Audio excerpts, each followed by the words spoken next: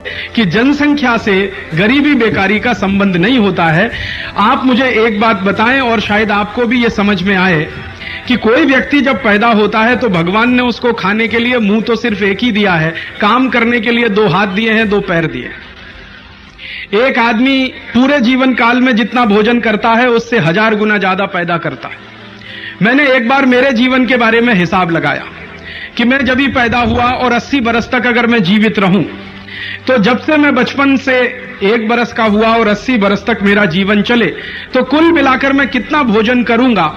और अगर मैं 5 एकड़ खेत पर काम करता हूं रोज 18 बरस की उम्र से लेकर 60 बरस की उम्र तक, तो कितना अनाज मैं पैदा करूंगा उसका मैंने एक दिन हिसाब जोड़ा।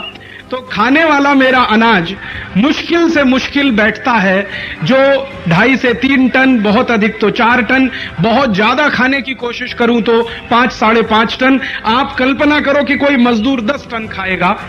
और मैंने जब उत्पादन का हिसाब जोड़ा तो मैं 18 बरस की उम्र से काम करूं और लगभग 60 बरस की उम्र तक 5 एकड़ खेत पे काम करूं जो मेरे पास उपलब्ध हो, तो मैं 30,000 टन उत्पादन कर सकता हूं।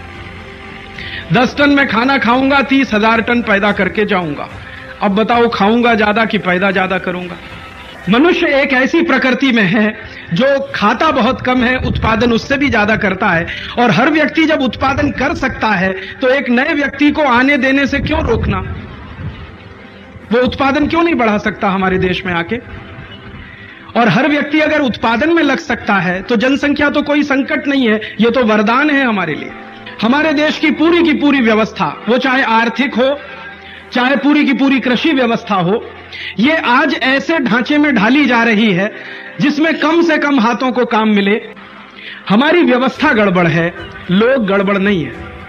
जनसंख्या हमारी बढ़ गई है तो इसमें लोगों का कसूर नहीं है, हमारी व्यवस्था निकम्मी और नकारा है जो बढ़े हुए लोगों को काम नहीं दे पाती और फिर हम उनको गालियां देते हैं कि ज्यादा लोग पैदा हो गए इस देश में।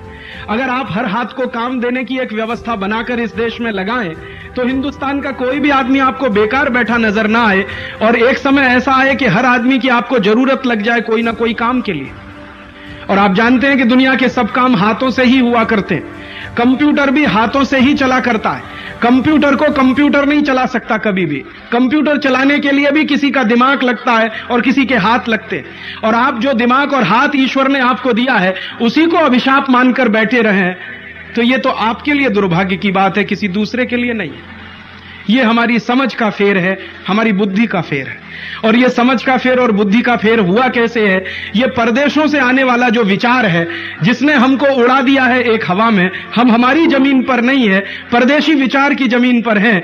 अमेरिका से किसी ने कह दिया कि भारत को जनसंख्या कम करनी चाहिए, यूरोप में से किसी ने कह दिया भारत को जनसंख्या कम करनी चाहिए, तो हम जनसंख्या कम करने में लग जाते हैं। हम अपनी अकल से, अपने दिमाग से, अपने देश की परिस्थितियों के हिसाब से कभी सोचकर नहीं देखते हैं कि ये हमारे लिए ठीक है क्या जो वहां से कहा जा रहा है और हम उसको स्वीकार कर रहे हैं। हिंदुस्तान में कुछ हुआ ऐसा ही है। आजादी के 55 वर्षों के बाद जो व्यवस्था बनाई गई है, इस व्यवस्था में ज्यादा से ज्यादा लोगों को बेकारी मिल सकती है, रोजगार नहीं मिल सकता। हिंदुस्तान की व्यवस्था इस तरह की बनाई गई है जिसमें ज्यादा से ज्यादा लोगों को गरीबी मिल सकती है, अमीरी नहीं मिल सकती। और अगर अमीरी मिलेगी तो थोड़े बहुत लोगों को, जो शायद 1% भी नहीं है पूरे हिंदुस्तान की आबादी के। हो सकता है हिंदुस्तान में 1 करोड़ लोग बहुत अमीर हों, लेकिन 99 करोड़ लोगों को आप हमेशा जीवन में संघर्ष करते हुए ही पाएंगे। व्यवस्था हमारी ऐसी है। और ये व्यवस्था जो हमारी ऐसी है, जो हमको गरीबी ही देती है, बेकारी ही देती है, भूखमरा ही देती है, ये व्यवस्था दुर्भाग्य से अंग्रेजों की बनाई हुई है, जिसको 1947 में तोड़ देना चाहिए था, उसको हम तोड़ नहीं पाए और वही व्यवस्था हमारी चलती चली आई है। अब उस व्यवस्था के विरोधाभास हमको दिखाई देते हैं, लेकिन उस व्यवस्था को ठीक करने का रास्ता नहीं दिखाई देता। इसलिए हम हमारी जनसंख्या को कोसते रहते हैं, अपने लोगों को कोसते रहते हैं। व्यवस्था की गलती, व्यवस्था की खामी हमको दिखाई देना बंद हो चुकी है।